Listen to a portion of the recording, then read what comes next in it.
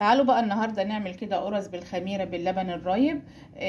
تملي بيتك كده خير في البرد ده وتحسي كده بالامان. كانت امي الله يرحمها زمان تقول لي طالما عندك عيش وعندك بطاطس نامي كده وانتي مرتاحه.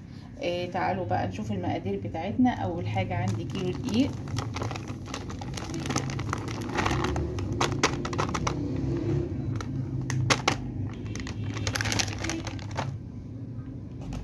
عندي هنا كده سكر،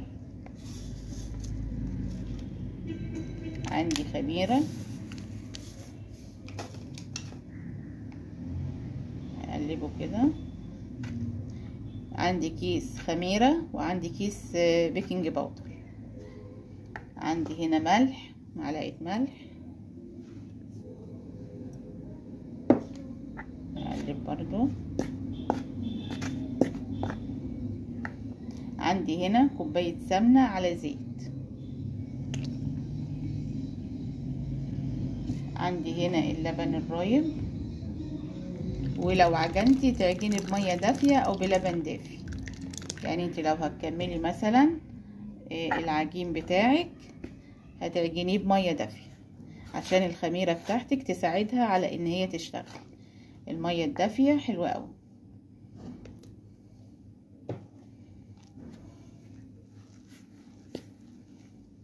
حط مية دافية، شوية مية دافية.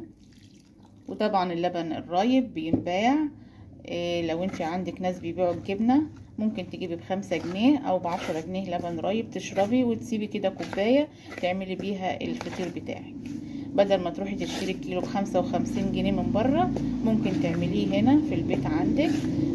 يعني مش هيكلفك ال55، ومش بيبقى مش كيلو كامل اللي انت بتشتريه من بره. لكن الكيلو اللي انت بتعمليه في البيت هيديكي اكتر قرص كتيرة شوية. يلا هعجنها ونرجع نسيبها تخمر ونبدأ نقرصها مع بعض. دي بقى هنا صينية هدهنها سمنة، بتدي للقرص لون حلو كده من تحت، احسن من الزيت. هبدأ كده القرص بتاعتي اهي،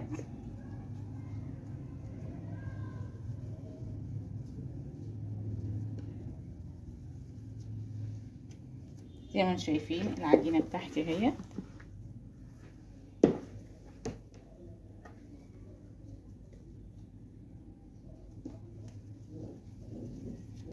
سيب مسافة كده،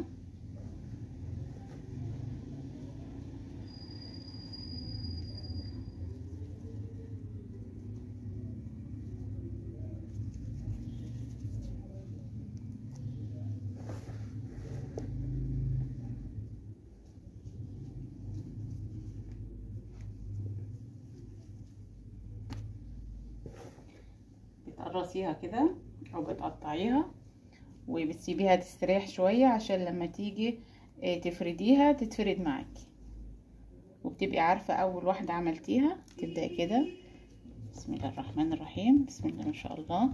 العجينة بتتفرد معايا اهيت.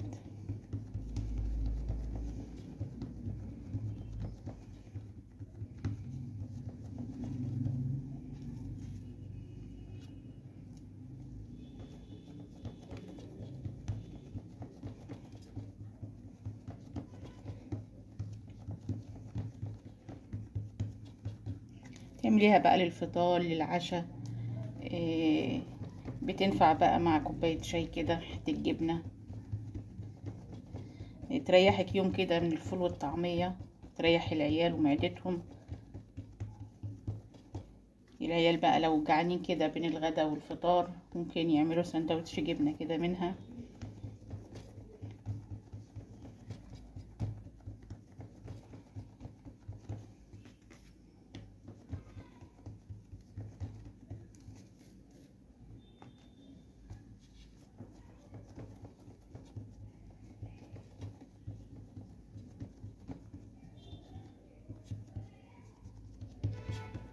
هكمل بقى بقية العجينة ونرجع تاني.